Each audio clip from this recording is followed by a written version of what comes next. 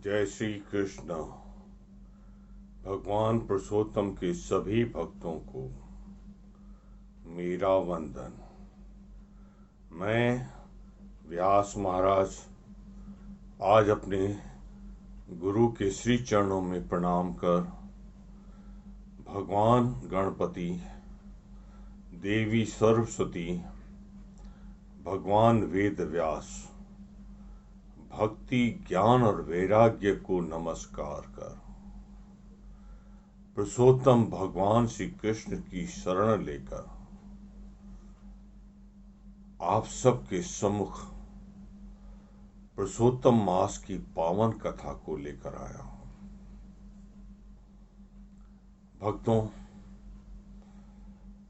जब भगवान पुरुषोत्तम की कृपा होती है तभी ये कथा कहने और सुनने को प्राप्त होती है।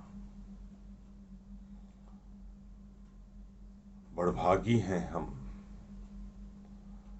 जो आज पुरुषोत्तम भगवान की कथा पर चर्चा कर रहे हैं। अवश्य ही इसमें इस जन्म के या पिछले जन्म के कुछ पुण्य हमारे बाकी हैं जो हमें ये कथा कहने और सुनने को मिल रही है। भक्तों, कथा प्रारंभ होती है। सूत जी महाराज नेमी सारण तीर्थ पे विराजमान है। सोनकादि 88,000 ऋषि भी हाथ जोड़े खड़े हुए हैं। ऋषि कहते हैं, प्रभु आगे की कथा का वर्णन करें। तब सूत जी महाराज ध्यान में जाकर कहते हैं, सुनो ऋषियों, भगवान नारायण, धर्म और मूर्ति के पुत्र नारायण, तपस्वी श्री नारायण देव ऋषि नारद से क्या सुना रहे हैं, उस पावन वृतांत को सुनो। भगवान नारायण कहते हैं, दृढ़धनवा की प्यास बुझी नहीं है, वो हाथ जोड़ करके कह रहा है वाल्मीकि जी से, हे ऋषि श्रेष्ठ, बड़ी कृपा की आपने यहां आकर। अब मुझे ये भी बताइए कि अधिक मास में दीपदान का क्या महत्व है। इस पर राजा कहते हैं, ऋषिवर राजा से कहते हैं कि राजा दृढ़धनवा, ध्यान से सुनो। इसके लिए तुम्हें मैं एक पूर्व का वृतांत सुनाता हूं। एक इंद्रायणी नगर था, उसमें चित्रबाहु नाम का एक राजा राज्य करता था। राजा की पत्नी भी पतिव्रता सुशील थी। राजा तुम्हारी ही तरह हर वैभव और संपदा से संपन्न था। ईश्वर की भक्ति में लगा रहता था। तुम्हारी तरह ही सोचता भी था। न जाने किस पुण्य के प्रताप से मुझे ये सब प्राप्त हुआ है। ज्ञात हो तो इस जन्म में भी वो पुण्य अवश्य करो। राजा को एक दिन ज्ञात हुआ कि उसकी नगर में, उनके नगर में महर्षि अगस्त्य पधारे हैं। राजा नंगे पांव ही अगस्त्य जी का स्वागत करने के लिए चल पड़े। उनके चरणों में दंडवत प्रणाम किया और कहने लगे, महाराज, मेरी धरती पवित्र हो गई, ये नगर पवित्र हो गया कि आपने इस नगर के अंदर प्रवेश किया। आपसे स्पर्श होकर के जो वायु इस नगर में बह रही है, ये सबके पाप धोती जा रही है। रिसीवर बड़ी कृपा की है। आइए, पधारिए, थोड़ा सा राजमहल में भी अपने चरण घुमाइए। राजा को विनीत और भक्त जान अगस्त्य राजा के साथ राजमहल में चले। राजा ने उन्हें सर्वोच्च सिंहासन पर बिठाया और हाथ जोड़ के कहा, प्रभु, ये जो राजपाट सब कुछ है, आज दिल करता है सब आपको दान कर दूं और खुद वन में जाके तपस्या करूं। रिसीवर जाने किस पुण्य के प्रताप से मुझे मिला है, मैं जानता नहीं। आप कृपा कर बताएं। तब अगस्त्य जी ने 2 मिनट ध्यान किया और ध्यान करके कहा, राजा, तुम पिछले जन्म में एक शूद्र थे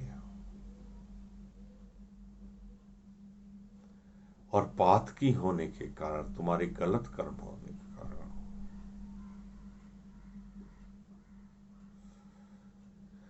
तुम्हें घर और परिवार से सब कुछ छीन कर निकाल दिया गया। तुम्हारी पत्नी सुशीला और पतिव्रता थी, वो तुम्हारे साथ वन को चल पड़ी। तुम पति पत्नी अकेले ही वन में चले गए। वहां जीव हिंसा कर तुम दोनों अपना निर्वाह करते थे। एक दिन उग्रतपा नाम के एक ऋषि उस वन में आए। प्यास से उनका गला सूखता जा रहा था। वो रास्ता भटक गए थे और तीव्र गर्मी और प्यास के कारण वो बेहोश हो गए। उस शूद्र को उन पर दया आई। वो उठा करके उन्हें अपने घर ले गया। पति पत्नी ने उनकी दिल से सेवा की। उस सेवा से वो ऋषि प्रसन्न हो गए। ऋषि को जब होश आया, सुध आई, तो ऋषि ने सब कुछ जाना और कहा कि मैं तुम्हारी सेवा से प्रसन्न हूं सुधरा। तुमने दया से भर करके मेरी सेवा की है। अब मांग, तू क्या मांगना चाहता है? तुझे क्या चाहिए?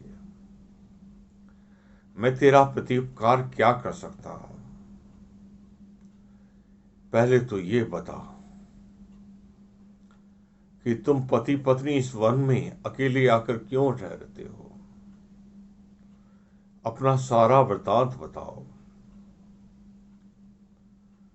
इस पर उस शूद्र की आंखों में आंसू आने लगे।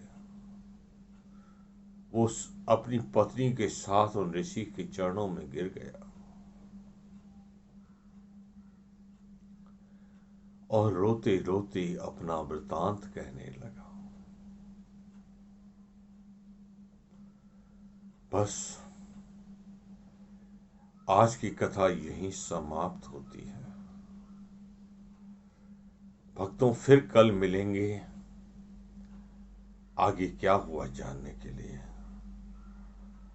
तब तक के लिए मुझे आज्ञा दीजिए और पुरुषोत्तम भगवान की भक्ति में मग्न रहिए।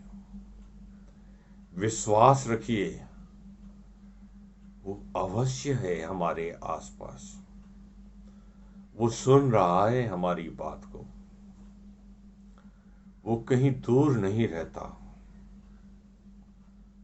हमारे आसपास ही है, हमारे अंदर भी है। उसी की शरण ले लो, उसे कहो प्रकाशित कर दे मेरा अंतःकरण। प्रभु, बहुत जी लिया मैं भी पाप में, ये शरीर, ये जीवन पाप का ही पुतला है।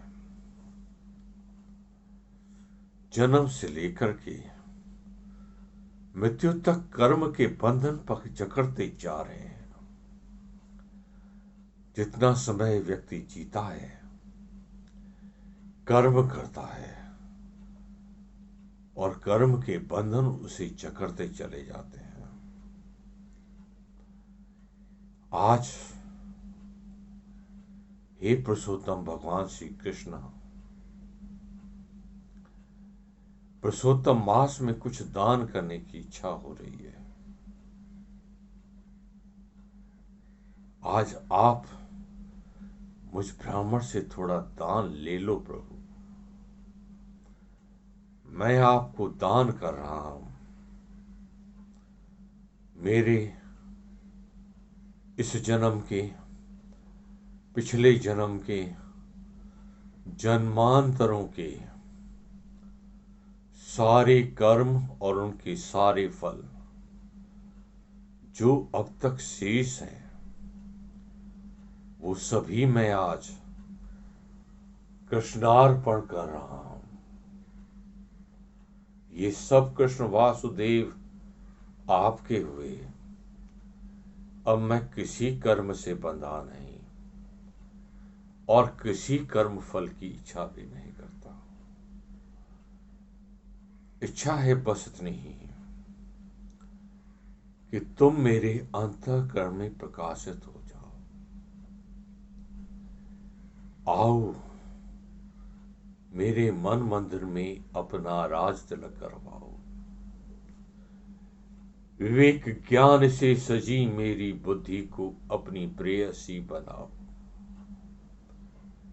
अहंकार को मेरे प्रभु ओंकार से मिलाओ। आत्मा का परमात्मा से आज एकाकार कराओ। बस। जय श्री कृष्ण। श्री कृष्ण शरणम मम।